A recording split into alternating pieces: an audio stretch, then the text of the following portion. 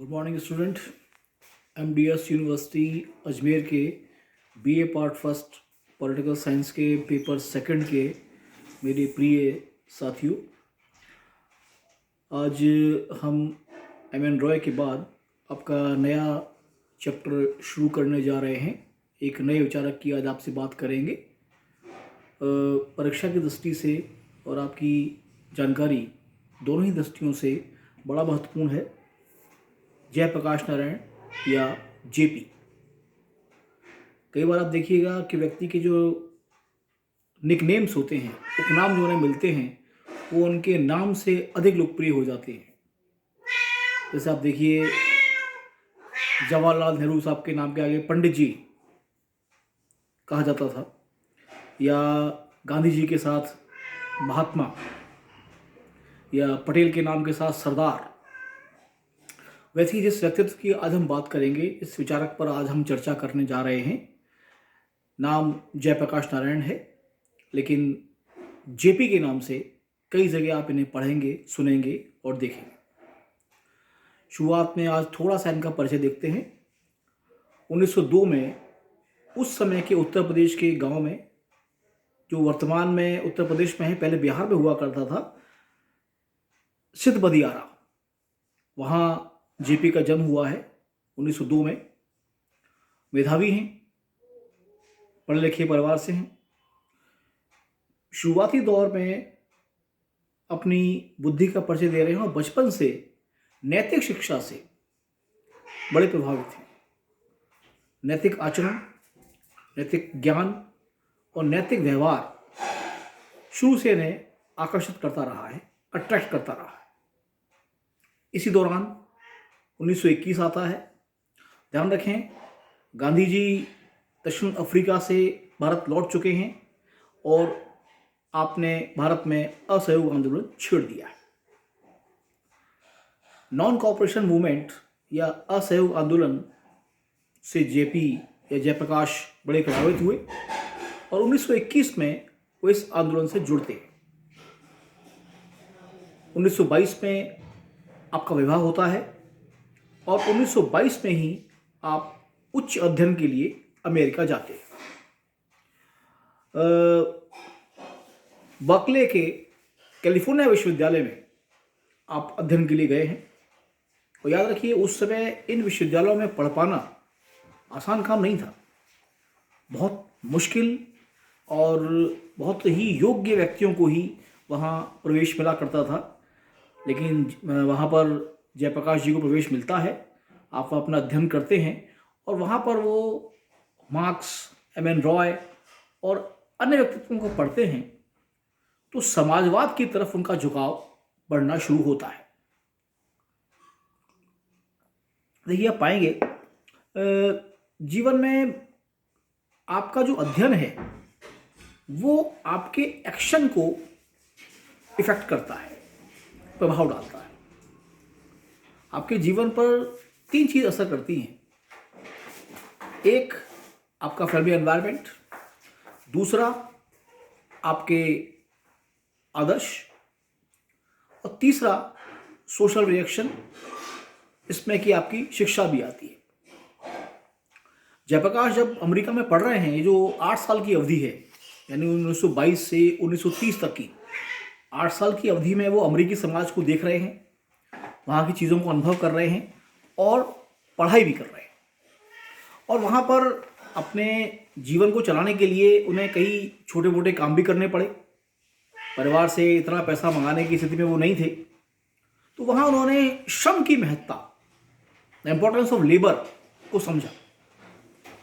1930 में जब वापस आते हैं तो एक पढ़ा लिखा नौजवान लौट कर आया है, तो महात्मा गांधी से, जवाहरलाल नेहरू से, इनसे इनकी मैत्री होती है, बातचीत होती है, मिलते हैं और कांग्रेस की रीति नीतियों से प्रभावित भी होते हैं।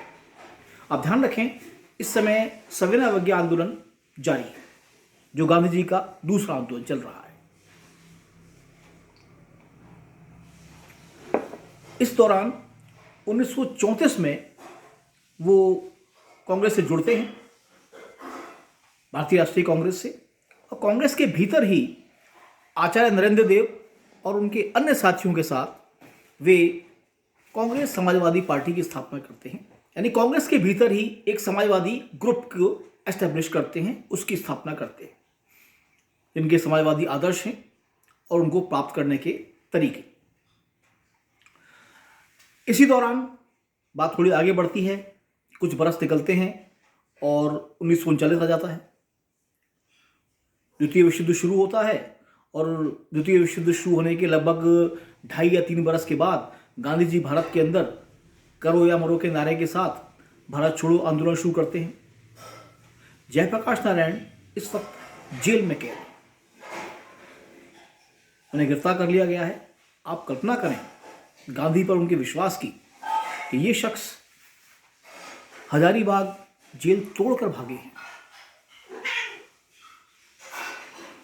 अक्टूबर में गांधी जी ने क्रांति आंदोलन शुरू किया है। नवंबर में हजारीबाग जो बिहार का एक जिला है, वहाँ की जेल को तोड़कर जयप्रकाश भागे हैं इस आंदोलन में भाग लेने के लिए। और उसके बाद आप इस बात से अंदाज लगाएं, जीवन में आपने देखा भी होगा कि बड़े व्यक्तियों के आशीर्वाद मुफ्त नहीं मिलते, बहुत योग्य, बहुत काबिल, बहुत दक्ष व्यक्तियों को मिला करते हैं। और आप इस बात से अंदाज लगाएं इस व्यक्ति की काबिलियत का या योग्यता का या इसकी क्षमताओं का कि जिसका नाम महात्मा गांधी ने कांग्रेस के अध्यक्ष के लिए प्रस्तावित किया हो। ठीक है, वो अलग बात है कि वो स्वीकार नहीं हो पाया। कांग्रेस की जो राष्ट्रीय कार्यकारिणी थी उसने कुछ आपत्तियां लगाते हुए जेपी के नाम को स्वीकार नहीं किया, लेकिन गांधी के द्वारा उनके नाम का प्रस्ताव रखा जाना ही इस बात का प्रतीक है कि जयप्रकाश किन क्षमताओं के व्यक्ति रहे होंगे। आप इसका अंदाज लगा सकते हैं। इसके बाद 1946 में उन्हें फिर जेल से मुक्त किया गया, छोड़ा गया। भारत छोड़ो आंदोलन के दौरान गिरफ्तार किए गए थे, छोड़ा गया। और 1946 में इन्होंने कैबिनेट मिशन का भी विरोध किया। और देखिए किस आधार पर विरोध किया। कैबिनेट मिशन ने यह प्रस्ताव रखा था मूल रूप से कि भारत के लिए एक संविधान सभा बनाई जाए। यहां तक बात सही थी, लेकिन उस संविधान सभा के सदस्यों का चयन कैसे होगा, कौन लोग हैं जो भारत का संविधान बनाएंगे। तो उसके लिए पूर्व में हुए चुनावों को बेस बनाया गया। और आप अंदाज लगाएं जयप्रकाश नारायण की क्षमताओं का कि इन्होंने इसका विरोध किया और बड़े स्पष्ट शब्दों में कहा कि भारत का संविधान भारत की जनता द्वारा निर्वाचित व्यक्तियों के द्वारा ही होना चाहिए और ये जनता के प्रत्यक्ष रूप से निर्वाचित होना चाहिए, अप्रत्यक्ष रूप से नहीं। और यही कारण था कि यह शख्स संविधान सभा का हिस्सा नहीं बना था। आप जेपी की जिद का इससे अंदाज लगाइए कि संविधान सभा पूरे भारत के महान मस्तिष्क का हिस्सा रहे, जिसके लिए बड़े प्रयास किए। जयप्रकाश नारायण बाय चॉइस उसका हिस्सा नहीं बने थे। इसी दौरान देश आज़ाद होता है और अब फिर जब पहली अंतरिम सरकार बनी है 1947 में, आज़ादी के बाद फिर मौका है मंत्री बनने का, जेपी ने स्वीकार नहीं किया। देश आज़ाद हुआ, उसके बाद बात आगे बढ़ी और 1952 में आपने एक नई चीज़ शुरू की। इस दौरान आचार्य विनोबा भावे यानी गांधी जी के परम शिष्यों में से एक भारत में एक भूदान और सर्वोदय आंदोलन चला रहे हैं। जयप्रकाश उससे प्रभावित हो रहे हैं और अब वो कांग्रेस से पृथक होकर अपनी जो उन्होंने पार्टी अलग कर ली थी, प्रजा समाजवादी पार्टी, ये घटना घटी थी 1948 में, जब उन्होंने भारतीय राष्ट्रीय कांग्रेस छोड़ दी थी आज़ादी के 1 बरस के बाद और एक नई पार्टी यानी भारतीय प्रजा समाजवादी पार्टी का निर्माण किया था। कांग्रेस से अलग हो गए थे वैचारिक रूप से, लेकिन नेहरू और उनके बीच में संवाद हुआ था कि जब देश आज़ाद है और अब तो लक्ष्य बराबर है तो आपको हमारे साथ आना चाहिए। लेकिन कुछ मतभेदों के कारण बात आगे नहीं बढ़ पाई और ये एक अलग पार्टी के रूप में चले। और 1952 में इनको ये लगा कि देश की जो पॉलिटिकल पार्टीज़ हैं दरअसल वो जन कल्याण और सामाजिक न्याय के उन उद्देश्यों को प्राप्त नहीं कर पा रही हैं जिसकी अपेक्षा है। तो अब इन्होंने 1954 में प्रजा समाजवादी दल की राष्ट्रीय कार्यकारिणी से त्यागपत्र दिया और खुद को भूदान आंदोलन और सर्वोदय के प्रति समर्पित कर दिया। और आप इस बात से अंदाज लगाइए कि 400 डाकुओं ने जयप्रकाश नारायण के आग्रह पर उनके विचारों से प्रभावित होकर आत्मसमर्पण किया था। सोचिए, जो बंदूक की भाषा बोलते हों, हिंसा में रंगे हुए हों, पूरे रक्त में डूबे हुए हों, वो 400 व्यक्ति, एक दो नहीं, 400 व्यक्तियों ने जयप्रकाश नारायण की बात को मानकर सरेंडर किया था, आत्मसमर्पण किया था। और इसी दौरान 1973-74 में आपने सर्वोदय आंदोलन चलाया। नाम से स्पष्ट है, सभी का उदय, सर्व उदय। और बात चली, बात आगे बढ़ी। इसी दौरान हुआ ये कि देश में आपातकाल लगा।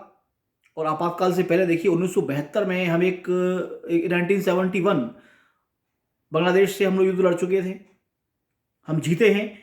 लेकिन युद्ध कोई सस्ता सौदा नहीं होता दोस्तों, खर्चा होता है, महंगाई बढ़ती है और दुनिया के अन्य देशों से हमारे संबंध में कुछ खराब हुए हैं। तो देश में हर तरफ महंगाई, गरीबी, बेरोजगारी का माहौल है, बड़ी विकट स्थितियां हैं।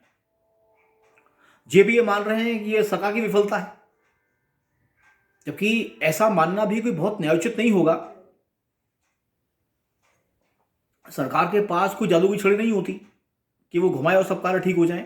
लेकिन ऐसा माना गया, विशेष तौर से बिहार में और गुजरात में कॉलेज यूनियन जो थी स्टूडेंट की, विद्यार्थियों की, विश्वविद्यालयों की, वहां आंदोलन शुरू हुए और बड़े उग्र हुए। और नेतृत्व जेपी कर रहे हैं।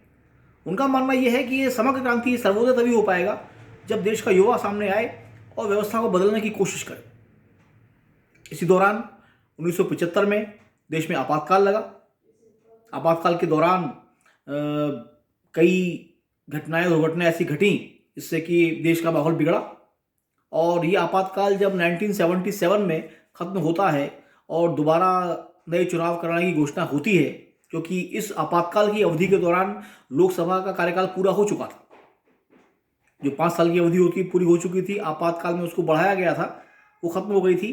तो 77 में दोबारा चुनाव की घोषणा होती है और उस चुनाव घोषणा के बाद 4 बड़े दलों को लेकर जयप्रकाश नारायण जनता पार्टी का निर्माण करते हैं और 77 के आम चुनाव के अंदर जनता पार्टी चुनाव जीतती है और केंद्र में मोरारजी देसाई के नेतृत्व में सरकार बनाती है। लेकिन आप जेपी की क्षमताओं का इससे अंदाज लगाइए। प्रधानमंत्री का पद उनको दिया गया तश्तरी में रखकर, लेकिन जयप्रकाश नारायण ने साफ मना किया। सोचिए, पूरा जीवन कोई पद नहीं लिया इस व्यक्ति ने। जेपी ने मना किया, मोरारजी प्रधानमंत्री बनते हैं और इसके बाद उनकी सेहत में कुछ गिरावट भी आती जाती है। इलाज जारी है लेकिन वो ठीक नहीं हो पा रहे हैं।